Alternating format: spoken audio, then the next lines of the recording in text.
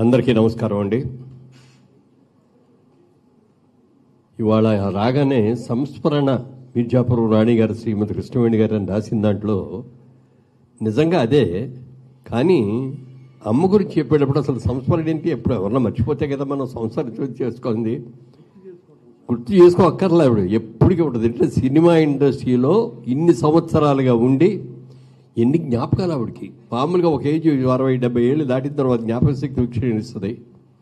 లేకపోతే ఏదో చెప్తే కానీ అర్థం కాదు. నేను పలానమ్మా అని చెప్తే నువ్వా అని అంటారు.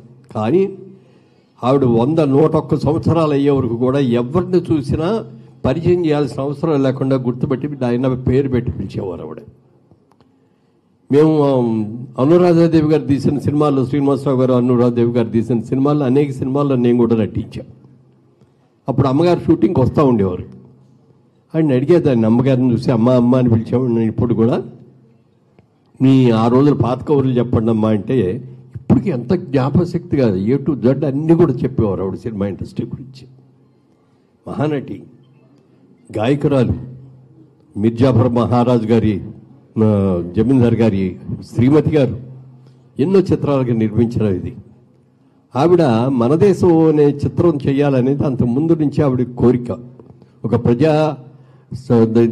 దానికి సంబంధించిన చిత్రం. కానీ ఆ సినిమా తీసేటప్పుడు అందులో ఒక క్యారెక్టర్ ఉంది. ఎల్లి ప్రసాద్ గారు అన్నారంట, బాబు ఎన్టీఆర్ నువ్వు వేరే సినిమాలో నటిస్తున్నావు, బుక్ అయ్యావు, కానీ అందులో హీరో కానీ ఇప్పుడు నేను చెప్పే ఈ సినిమా అది ఇంకా లేట్ అవుతుంది, ఈ సినిమాలో చిన్న క్యారెక్టర్ కానీ నువ్వు చెయ్యి, అసలు ఆర్టిస్ట్గా ఎలా చేయాలి ఏమిటి అనేది అది కూడా ఒక ఎక్స్పీరియన్స్ వస్తుంది అని చెప్పి ఆయనతో చెప్తే ఆయన సరేనన్నారట. కృష్ణవేణమ్మ గారు డైరెక్టర్తో కూర్చొని డిస్కస్ చేసేటప్పుడు ఈ క్యారెక్టర్ ఎవరితో చేయిస్తాం అనగానే ఎల్వి ప్రసాద్ గారు అన్నారట, విజయవాడ నుంచి వచ్చాడమ్మా రామారావు అని, నందమూరి తారక రామారావు అని, ఈ క్యారెక్టర్కి ఆయన బాగా చేస్తాడు, ఆయనతో చేయిస్తామని చెప్పగానే అలాగేనండి అన్నట్ట. ఆయన పిలిపించారు. చూడగానే ఆవిడకి కృష్ణవేణమ్మ గారికి, అబ్బాయి కుర్రాడు భలే ఉన్నాడు, మంచి స్ఫూర్ద్రూపి, మంచి ఎత్తున్నాడు, మంచి ముక్కు, మంచి చిరునవ్వు, ఇన్ని రకాలుగా అద్భుతమైన వ్యక్తి, ఈ వ్యక్తిని మనం ఇంట్రడ్యూస్ చేసే అవకాశం మనకు రావడం మన అదృష్టం ఉన్నట్టుగా వెంటనే ఆవిడ ఓకే చేశారు. ఆయన ఆఫీస్కి వచ్చిన తర్వాత కూర్చోబెట్టి, అంటే ఎన్టీ రామారావు గారు తీసుకున్న మొదటి అడ్వాన్స్ ఎవరు అంటే కృష్ణవేణమ్మ గారి చేతుల మీదుగా ఇచ్చిన 250 రూపాయల చెక్కు అండి, మొట్టమొదటి చెక్కు. ఆ చెక్కు ఆవిడ చేతి మీద ఇచ్చేటప్పుడు రామారావు గారు చూస్తా కళ్ళలో నీళ్లతో, నా మొదటి చిత్రం, ఈ చిత్రానికి నేను 250 రూపాయలు అడ్వాన్స్గా తీసుకుంటున్నానని చెప్పి ఆయన కళ్ళల్లో ఎంతో ఆనందంగా ఉన్నప్పుడు ఆ కళ్ళల్లో చూసి విడ అన్నట్టు, నాయన నువ్వు రాబోయే రోజుల్లో చాలా పెద్ద యాక్టర్ అవుతావు, నీకు మంచి భవిష్యత్తు ఉంటుంది అని చెప్పి చెప్పడం జరిగింది. అందులో ఒక పోలీస్ కానిస్టేబుల్, ఒక ఇన్స్పెక్టర్ క్యారెక్టర్ అది. అందులో ఒక సన్నివేశంలో ప్రసాద్ గారు ఎక్స్ప్లెయిన్ చేశారు, బాబు వీళ్ళందరూ కూడా ఉన్నారు, వీళ్ళందరూ కంట్రోల్ చేయాలి, ఆందోళనగా ఉంది, వీళ్ళు కర్రబుచ్చుకొని ఇది చేయాలి అంటే సరేనని చెప్పి వెళ్ళారట. వెళ్ళి అసలు వాళ్ళందరినీ తుక్కు రేగొట్టేశారు, మొత్తం కర్ర పుచ్చుకొని, లాఠీ పుచ్చుకొని. అందరూ చాలా బాగుందన్నారు, చప్పట్లు కొట్టారు, బ్రహ్మాండంగా చేశారు, చాలా బాగా చేశాడండి అన్నారు. తర్వాత వాళ్ళు వచ్చి కొంతమంది, సార్ చెతక బాధ వేశారు సార్, కర్రబెట్టి మమ్మల్ని అందరినీ అని చెప్పి అన్నారట. ఎల్వి ప్రసాద్ గారు పిలిచి, రామారావు నీ ఆవేశం అనేది చాలా కరెక్ట్, నువ్వు చేసిన పద్ధతి కూడా వండర్ఫుల్, చాలా బాగుంది, సినిమాల్లో నటించాలి తప్ప జీవించకూడదు, మరి అలా కొట్టేస్తే ఎలాగయ్యా, కొట్టినట్టుగా ఉండాలి కానీ కొట్టకూడదు, పాపం అది చాలామందికి దెబ్బలు తగిలి, ఇక్కడి నుంచి అది గుర్తులో పెట్టుకో అని చెప్పి మొదటి సినిమాకి చేస్తా ఆయనకి ఒక మంచి సలహా సూచన ఇచ్చారు. ఆ తర్వాత ఆయన ఎంత మహానటుడు అయ్యాడో మనందరికీ తెలుసు. ఒక వ్యక్తి కారణ జన్ముడు, శకపురుషుడు, నందమూరి తారక రామారావు గారు లాంటి ఒక వ్యక్తిని ఫస్ట్ అడ్వాన్స్ ఆవిడ చేతుల మీదుగా ఇచ్చేసేయడానికి గొప్ప మహానటి మరి కృష్ణవేణమ్మ గారు.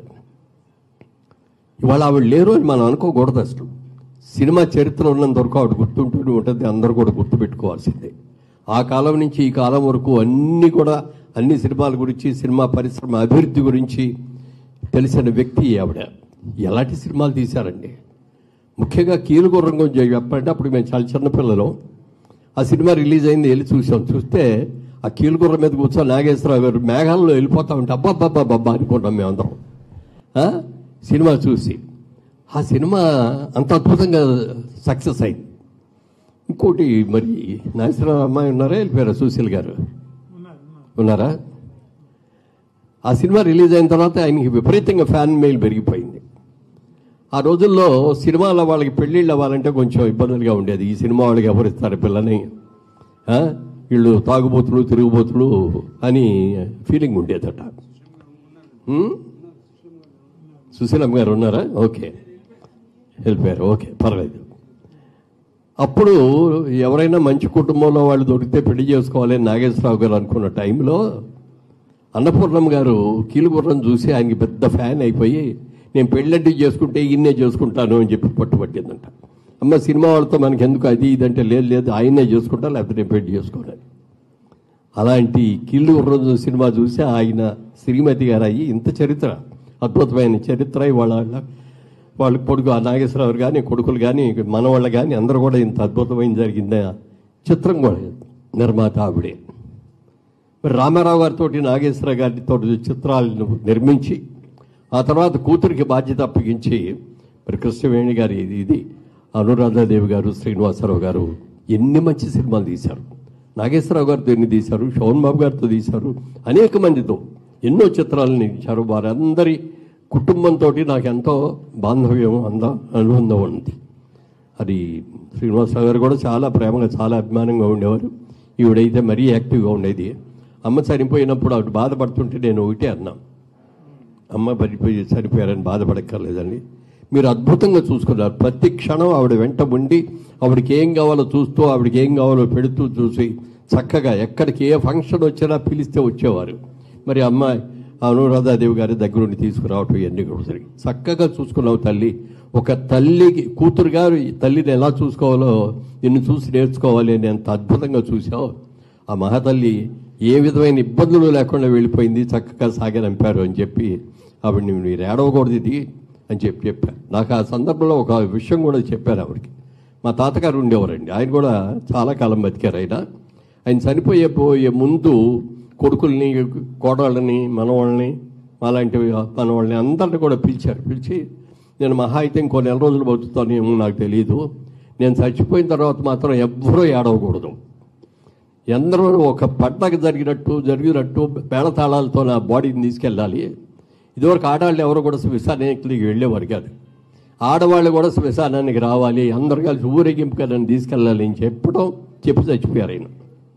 అప్పుడు చిన్న పెద్ద అందరూ అమ్మలు అక్కలు అందరూ కలిసి వెళ్ళాం. అది ఆ విషయం చెప్పినప్పుడు నిజమే బాబు, అమ్మ కూడా అంటూ ఉండేది అని చెప్పి ఇవాళ తెలిసింది నాకు. ఆ రోజు నేను లేను, అయ్యప్ప మాల్లో ఉంటుమనగా ఆ రోజు వెళ్ళలేకపోయాను, తర్వాత రోజు వెళ్ళాను.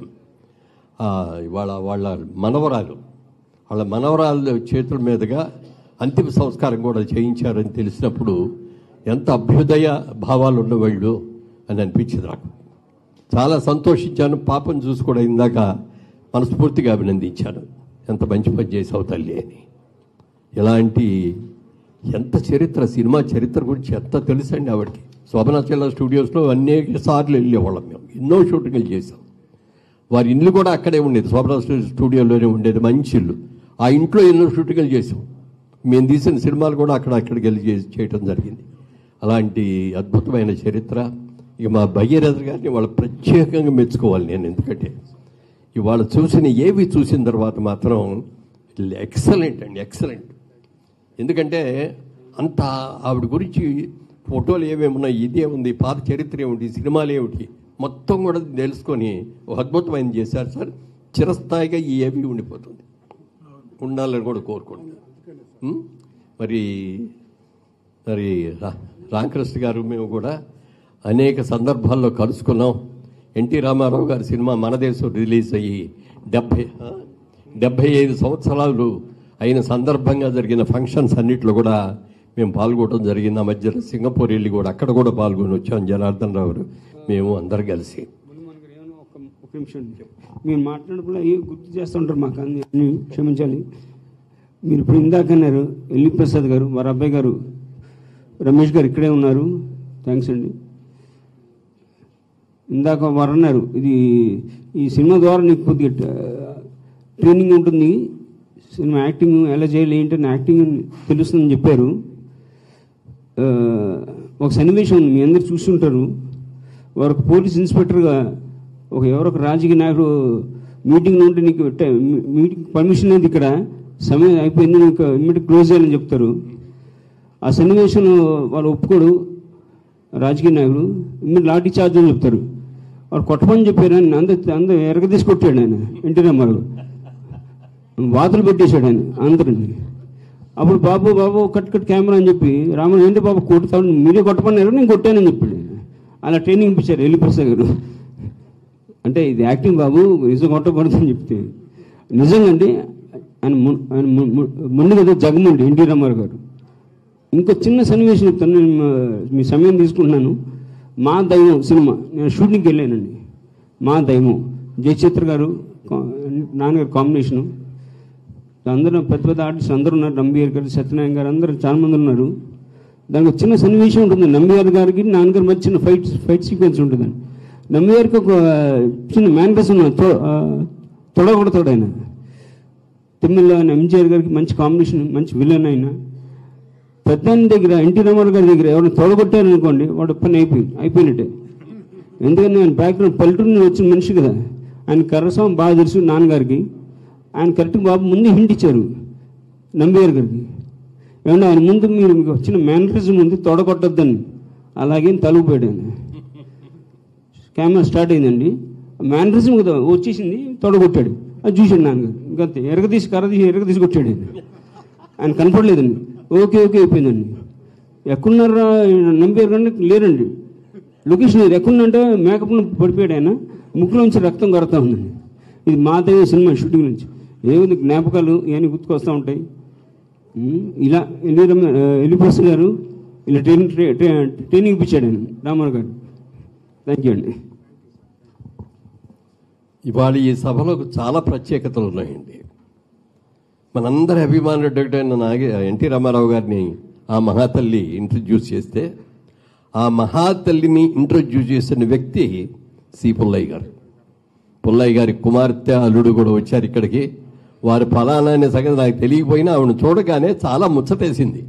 అమ్మ మీతో ఓ ఫోటో తీసుకోవాలందా, లేకపోతే మీతో ఓ ఫోటో దిగాలని మీద అంటే తీసుకొని అయినా అంది. చక్కగా అసలు ఆ స్టైల్ చూస్తే, ఆ హెయిర్ స్టైల్ కానీ, ఆ నవ్వు కానీ చూస్తే భలే ముచ్చటేసింది. ఎవరో కూడా నాకు తెలియదు నిజంగా అప్పటికి.